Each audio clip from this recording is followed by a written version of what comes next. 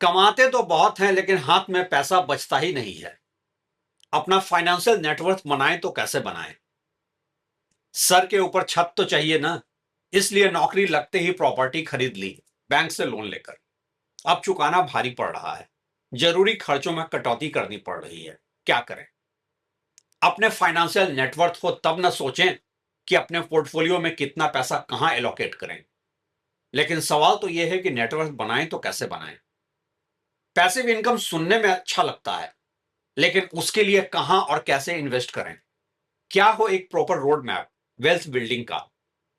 ये हैं कुछ वो सवाल जो हमसे अक्सर ही पूछे जाते हैं। और आज इस लाइव सेशन में हम बात करने वाले हैं कि जिंदगी में शुरुआत से ही नेटवर्थ कैसे बनाएं। क्या कुछ गलतियां अवॉइड करें जो आपके फाइनेंशियल जर्नी को मुश्किल बना देती हैं? कैसे स्ट्रक्चर करें सेविंग और इन्वेस्टिंग करियर के शुरुआत से ही? सबसे पहले तो आप यह समझें कि नेटवर्थ कोई एक सिंगल नंबर नहीं होता है और हर इंसान के लिए यह अलग होता है। और हां, सिर्फ सैलरी से नहीं, सही फाइनेंशियल सीक्वेंस से बनती है वेल्थ। वो इसलिए भी कि एक बराबर सैलरी में ही किसी की फाइनेंशियल लायबिलिटी ज्यादा हो सकती है और किसी की कम।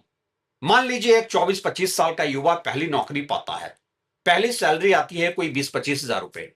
उस दिन उसे लगता है कि अब जीवन बदल जाएगा, लेकिन कुछ ही महीनों में वही सैलरी 3 दिशाओं में बढ़ जाती है। एक हिस्सा जिंदगी की जरूरतों में, एक हिस्सा ईएमआई में, और जो बचता है वो कभी कभी इन्वेस्टमेंट के नाम पर किसी random tip, trading app, crypto token या इंश्योरेंस पॉलिसी में चला जाता है। 2-3 साल बाद वही व्यक्ति कहता है, मैं कमा तो रहा हूं लेकिन मेरे पास बचता कुछ नहीं।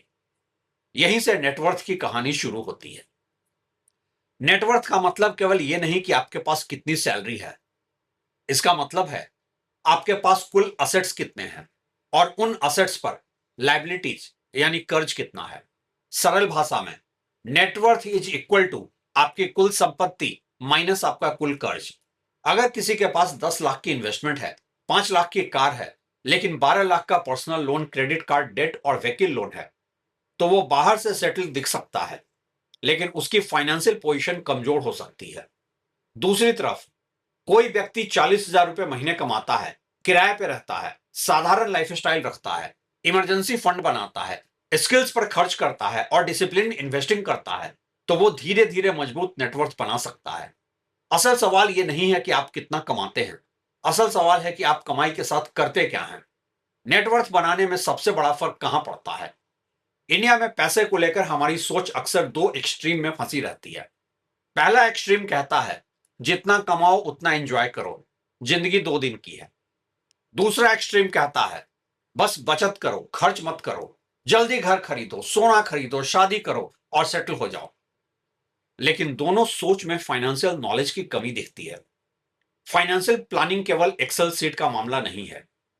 इसमें आपका family background, financial literacy, social pressure, career stability, emotional decisions और लाइफस्टाइल एस्पिरेशन सब शामिल होते हैं। इसलिए मनी मैनेजमेंट को पर्सनल फाइनेंस कहा जाता है, क्योंकि यह हर किसी का बहुत पर्सनल होता है, दूसरों से अलग होता है। हर व्यक्ति के लिए एक ही फॉर्मूला काम नहीं करता, लेकिन एक चीज लगभग हर व्यक्ति के लिए काम करती है। पहले फाइनेंशियल फाउंडेशन बनाइए, फिर वेल्थ क्रिएशन की तरफ जाइए। बहुत लोग उल्टा करते हैं, पहले स्टॉक, क्रिप्टो, प्रॉपर्टी, ईएमआई का चक्कर शुरू हो जाता है और बाद में पता चलता है कि नौकरी चली गई, मेडिकल इमरजेंसी आ गई या फैमिली रेस्पॉन्सिबिलिटी बढ़ गई, तो पूरा फाइनेंशियल स्ट्रक्चर हिल गया। इसलिए नेटवर्थ बनाने की इस जर्नी को 5 स्टेजेस में समझना चाहिए। स्टेज 1, सबसे पहले इन्वेस्टमेंट खुद पर करो। सुनकर कई लोगों को लगेगा कि मैं लाइफस्टाइल खर्चे की बात कर रहा हूं, लेकिन नहीं। जब आप करियर की शुरुआत करते हैं, आपका सबसे बड़ा असेट बैंक बैलेंस नहीं होता। आपका सबसे बड़ा असेट होता है आपकी अर्निंग कैपेसिटी। एक व्यक्ति 40,000 रुपए महीने कमाता है और अगले 10 साल तक वही बना रहता है। दूसरा व्यक्ति शुरुआती 2 साल skill development, certification, communication, technology, domain knowledge और प्रोफेशनल नेटवर्क पर काम करता है। वो शायद शुरुआत में ज्यादा लग्जरी नहीं अफोर्ड कर पाता, लेकिन कुछ साल बाद उसकी इनकम 40,000 से 1 लाख, 1.5 लाख या उससे आगे जा सकती है। यही असली कंपाउंडिंग है, कंपाउंडिंग ऑफ स्किल। बहुत बार युवा लोग सेल्फ इन्वेस्टमेंट को गलत समझ लेते हैं। उन्हें लगता है कि expensive phone, foreign trip, branded clothes या फाइनेंशियल वैकेशन भी सेल्फ इन्वेस्टमेंट ही है, या फाइनेंस्ड वैकेशन भी सेल्फ इन्वेस्टमेंट ही है। नहीं, अगर कोई खर्च आपकी future earning ability, knowledge, health या प्रोफेशनल अपॉर्चुनिटीज को मजबूत नहीं कर रहा, तो वो इन्वेस्टमेंट नहीं, कंजम्पशन है। इसका मतलब ये नहीं कि ट्रैवल गलत है या जीवन में कोई प्लीजर एक्सपेंस नहीं होना चाहिए, लेकिन अगर आपकी यात्रा लोन लेकर हो रही है, क्रेडिट कार्ड रोल ओवर पर हो रही है या अगले 6 महीने की सैलरी को खा रही है, तो वो एक्सपीरियंस नहीं, फाइनेंशियल प्रेशर बन सकता है। करियर के शुरुआती 1-2 सालों में सबसे जरूरी काम है ऐसी स्किल सीखना जो आपकी इनकम बढ़ा सके, बेहतर जॉब अपॉर्चुनिटी के लिए खुद को तैयार करना, कम्युनिकेशन और डिजिटल कॉम्पिटेंस मजबूत करना, प्रोफेशनल नेटवर्क बनाना, और सबसे जरूरी बात, हेल्थ इंश्योरेंस लेना, क्योंकि एक मेडिकल इमरजेंसी कई सालों की सेविंग्स और फ्यूचर अर्निंग को खत्म कर सकती है। यहां याद रखिए, पहले खुद को वैल्यूएबल बनाइए, उसके बाद आपका पैसा भी वैल्यूएबल बनने लगेगा। अब स्टेज 2, इमरजेंसी फंड बनाना। यह वो पैसा है जो आपको गलत फैसले लेने से बचाता है। भारत में लोग इमरजेंसी फंड को अक्सर बोरिंग चीज मानते हैं। उन्हें लगता है कि जरूरत क्या है, पैसा बैंक में पड़ा है, रिटर्न नहीं दे रहा, तो उसका क्या फायदा। लेकिन इमरजेंसी फंड का रिटर्न केवल इंटरेस्ट रेट में नहीं दिखता, उसका रिटर्न दिखता है उस दिन जब नौकरी चली जाए और आपको पैनिक में कोई भी नौकरी एक्सेप्ट न करनी पड़े, उस दिन जब फैमिली में मेडिकल इमरजेंसी आए और आपको पर्सनल लोन न लेना पड़े, उस दिन जब मार्केट गिरा हो और आपको मजबूरी में अपनी इन्वेस्टमेंट बेचनी ना पड़े। इमरजेंसी फंड आपको सिर्फ कैश नहीं देता, वो आपको डिसीजन मेकिंग पावर देता है। आमतौर पर 6 से 12 महीने के एसेंशियल एक्सपेंसेस का इमरजेंसी कॉर्पस बनाने की बात की जाती है। अगर आपकी मंथली एसेंशियल एक्सपेंसेस 40,000 हैं, तो कम से कम 2,40,000 से 4,80,000 तक का लिक्विड सेफ्टी बफर होना चाहिए। जिनकी इनकम इरेगुलर है, जैसे फ्रीलांसर्स, सेल्फ एम्प्लॉयड लोग, कमीशन बेस्ड प्रोफेशनल्स, उन्हें इससे भी बड़ा बफर चाहिए हो सकता है। लेकिन एक जरूरी सावधानी भी है, इमरजेंसी फंड का पूरा पैसा किसी वॉलेटाइल असेट में नहीं होना चाहिए। यहां गोल्ड आपके लिए डाइवर्सिफिकेशन का हिस्सा हो सकता है और संकट में लिक्विडिटी भी दे सकता है, क्योंकि मेडिकल इमरजेंसी या जॉब लॉस के लिए इमीडिएटली अवेलेबल कैश और लो रिस्क लिक्विड इंस्ट्रूमेंट्स जरूरी हैं। और गोल्ड एक असेट के तौर पर बैंक फिक्स डिपॉजिट से बेहतर ऑप्शन भी हो सकता है, क्योंकि बैंक फिक्स डिपॉजिट तो पोस्ट टैक्स नेगेटिव रिटर्न ही देता है और आपका इमरजेंसी फंड कम से कम इन्फ्लेशन एडजस्टेड रिटर्न देना ही चाहिए। वो इसलिए भी कि इमरजेंसी फंड किसी इमरजेंसी में जरूरी हो भी सकता है और इमरजेंसी न होने पर लॉन्ग टर्म का इन्वेस्टमेंट भी होता है। नेटवर्थ बनाने का मतलब केवल रिटर्न चेज करना नहीं है। नेटवर्थ का मतलब है आपकी फाइनेंशियल लाइफ किसी एक झटके से न टूटे। स्टेज 3, स्टॉक्स और म्यूचुअल फंड्स। जब आपका फाइनेंशियल बेस तैयार हो जाए, अब मान लीजिए कि आपने अपने स्किल पर काम किया, हेल्थ इंश्योरेंस लिया, बेसिक इमरजेंसी कॉर्पस बनाया और हाई इंटरेस्ट रेट से दूरी रखी, अब आप लॉन्ग टर्म वेल्थ क्रिएशन की तरफ बढ़ सकते हैं। यहीं पर इक्विटी यानी स्टॉक्स और म्यूचुअल फंड की भूमिका आती है। लेकिन देश में इक्विटी का नाम आते ही 2 तरह के लोग दिखते हैं। एक कहता है स्टॉक मार्केट सट्टा जुआ है, दूसरा कहता है बस एक सही स्टॉक पकड़ लो, करोड़पति बन जाओगे। दरअसल सच इन दोनों एक्सट्रीम व्यू के बीच में है। स्टॉक मार्केट शॉर्ट टर्म में वॉलेटाइल है, कभी तेजी, कभी गिरावट, कभी फियर, कभी यूफोरिया, लेकिन लंबे समय में प्रोडक्टिव बिजनेसेस में डिसिप्लिन्ड पार्टिसिपेशन वेल्थ क्रिएशन का एक महत्वपूर्ण माध्यम हो सकता है। समस्या तब होती है जब लोग इन्वेस्टिंग और गैम्बलिंग को एक चीज समझ लेते हैं, बिना नॉलेज के फ्यूचर्स एंड ऑप्शंस व्हाट्सएप या टेलीग्राम टिप्स, गारंटेड रिटर्न वाले इन्फ्लुएंसर्स, हर गिरते स्टॉक को या पेनी स्टॉक को मल्टी वैगर मान लेना और हर तेजी को मिस्ड अपॉर्चुनिटी समझकर भागना, ये वेल्थ क्रिएशन नहीं है, ये इमोशनल स्पेकुलेशन है।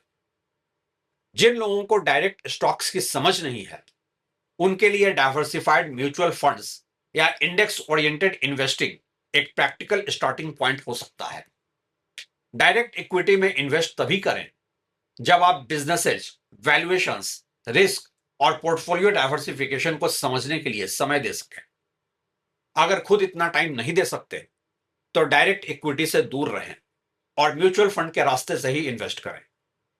यहां एक पुराना थंब रूल है कि उम्र बढ़ने के साथ इक्विटी एक्सपोजर कम होना चाहिए, क्योंकि फाइनेंशियल रिस्पॉन्सिबिलिटीज बढ़ती हैं और कैपिटल प्रिजर्वेशन ज्यादा महत्वपूर्ण हो जाता है। लेकिन इसे भी फिक्स्ड फॉर्मूला की तरह नहीं देखना चाहिए।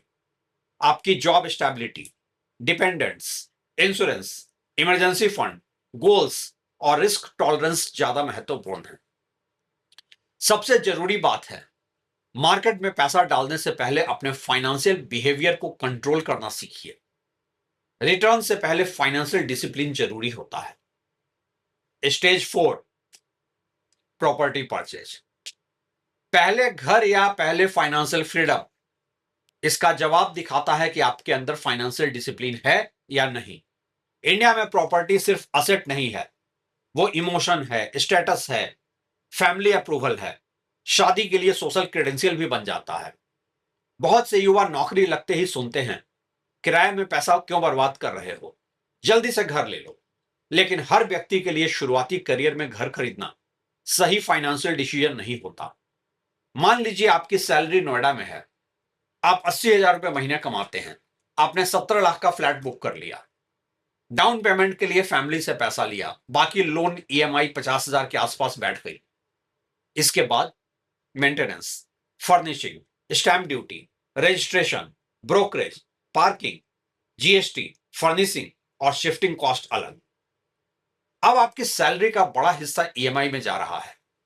आप जॉब स्विच नहीं कर सकते, क्योंकि सिर्फ जॉब ही नहीं, लोकेशन बदलने का भी रिस्क है। आप स्किल अपग्रेड पर खर्च नहीं कर सकते, आप इमरजेंसी फंड नहीं बना सकते, और अगर प्रॉपर्टी का प्राइस उम्मीद के हिसाब से नहीं बढ़ा तो आप फाइनेंशियली लॉक्ड हो जाते हैं। घर होना गलत नहीं है, लेकिन घर खरीदने का समय गलत हो सकता है। प्रॉपर्टी तब ज्यादा सेंसिबल हो सकती है जब आप उस शहर में लंबे समय तक रहने के लिए रीजनेबली श्योर हो, आपकी इनकम स्टेबल हो, इमरजेंसी फंड मौजूद हो, डाउन पेमेंट पर्याप्त हो, ईएमआई आपके टेक होम इनकम पर दबाव न बना रही हो, और आपने टोटल एक्विजिशन कॉस्ट समझी हो। घर की कीमत केवल एग्रीमेंट वैल्यू नहीं होती, क्लोजिंग कॉस्ट और मूविंग कॉस्ट भी होते हैं, जैसे कि stamp duty, registration, brokerage, interiors, furniture, maintenance deposits और कई छोटे खर्च। एक प्रैक्टिकल डिसिप्लिन यह भी हो सकता है कि एक ही रेसिडेंशियल प्रॉपर्टी में आपकी टोटल फाइनेंशियल एक्सपोजर न हो और आपकी ईएमआई आपकी टेक होम सैलरी का बहुत बड़ा हिस्सा न खाए। ईएमआई को टेक होम सैलरी के लगभग 40% से अधिक न रखने पर ध्यान दें, और आपके नेटवर्थ का 40% से ज्यादा आपके प्राइमरी प्रॉपर्टी घर में लॉक्ड न हो। हालांकि यह भी व्यक्ति की फैमिली ऑब्लिगेशंस और इनकम स्टेबिलिटी के हिसाब से सबके लिए एक नहीं होता है। सबसे बड़ा सवाल यह है कि क्या आप घर इसलिए खरीद रहे हैं कि आपको उसकी जरूरत है, या फिर इसलिए कि समाज कह रहा है कि आप खरीद लेना चाहिए। Stage 5, speculative assets. अब आपका नेटवर्थ बन चुका है और अब आपके रिस्क लेने की क्षमता हो गई है। तो startup companies, crypto, unlisted shares, private deals, high risk thematic bets, इन सब का आकर्षण बहुत बड़ा है। लेकिन ध्यान रहे, किसी दोस्त ने क्रिप्टो से पैसा बनाया, किसी कुलीग ने स्टार्टअप ईसॉप से वेल्थ बनाई, किसी इन्फ्लुएंसर ने बताया कि अगला 100x स्टॉक कौन सा है। ऐसी कहानियों से आप दूर ही रहें, क्योंकि ऐसी कहानियों में एक चीज मिसिंग होती है। जो लोग पैसा खो चुके हैं वे अक्सर अपनी कहानी नहीं सुनाते। स्पेकुलेटिव असेट्स का मतलब यह नहीं कि वो हमेशा गलत हैं, इसका मतलब है कि उनमें रिस्क बहुत अधिक है, आउटकम अनसर्टेन है, और लिक्विडिटी भी मुश्किल हो सकती है। इसलिए इनमें वही पैसा जाना चाहिए जिसके खो जाने से आपकी बेसिक फाइनेंशियल लाइफ प्रभावित ना हो। आपके फाइनेंशियल जर्नी का स्टेप टू स्टेप गाइड कुछ ऐसा होना चाहिए। पहले सेल्फ डेवलपमेंट और इंश्योरेंस, फिर इमरजेंसी फंड, फिर लॉन्ग टर्म डाइवर्सिफाइड इन्वेस्टिंग, फिर गोल्स जैसे एजुकेशन, रिटायरमेंट, प्रॉपर्टी परचेज, और उसके बाद ही हाई रिस्क एक्सपेरिमेंट्स। क्योंकि स्पेकुलेशन का पैसा कभी भी आपके रेंट, बच्चों की फीस, पेरेंट्स की मेडिकल नीड्स या रिटायरमेंट कॉर्पस का पैसा नहीं होना चाहिए। स्पेकुलेटिव असेट्स उस स्टेज के लिए ठीक है जब एक व्यक्ति की फाइनेंशियल बेस बन चुकी हो और हाई रिस्क वो अफोर्ड कर सकता हो। एक आम इंसान के फाइनेंशियल जर्नी का सबसे बड़ा दुश्मन जब आरओआई का मतलब बन जाए रिटर्न ऑन इंपल्स।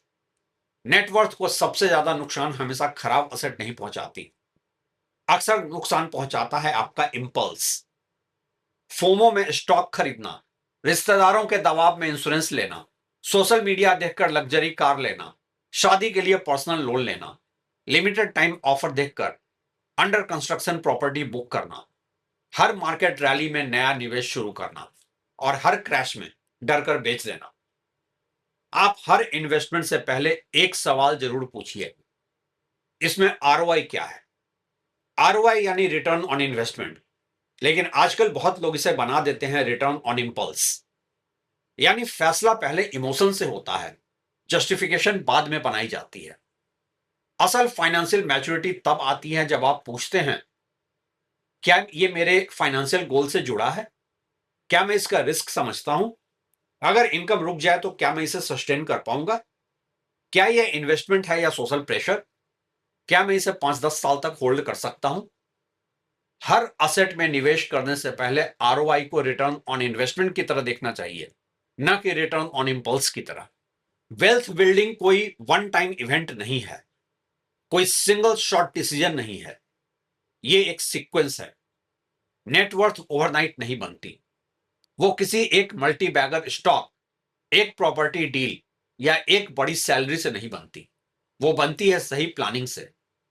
पहले अपनी अर्निंग कैपेसिटी बढ़ाइए, उसके बाद हेल्थ और इमरजेंसी प्रोटेक्शन बनाइए, डेट ट्रैप से बचिए, फिर लॉन्ग टर्म इन्वेस्टिंग शुरू कीजिए। प्रॉपर्टी को इमोशन नहीं, फाइनेंशियल कैलकुलेशन से देखिए। स्पेकुलेशन को सीमित रखिए। हर फैसले में इंपल्स नहीं, पर्पस रखिए। क्योंकि अंत में वेल्थ का मतलब केवल करोड़ों का पोर्टफोलियो नहीं है। वेल्थ का मतलब है आपके पास ऑप्शंस हो। आप गलत नौकरी छोड़ सकें, आप इमरजेंसी में टूटे नहीं, आप अपने परिवार को सुरक्षित रख सकें, और आप अपनी जिंदगी के फैसले डर से नहीं, मजबूती से ले सकें। तो ये था मेरा नजरिया step by step wealth building journey का। आप क्या सोचते हैं? आप अपने व्यू पॉइंट हमसे शेयर कर सकते हैं, और ऐसे और भी सवाल हमसे पूछ सकते हैं जिसे हम आगे के लाइव सेशन में या किसी वीडियो में डिस्कस कर सकें। अगर आपने अभी तक चैनल को सब्सक्राइब नहीं किया है तो सब्सक्राइब कर लें। वीडियो को ज्यादा से ज्यादा लाइक, हाइप और शेयर करें। शुक्रिया।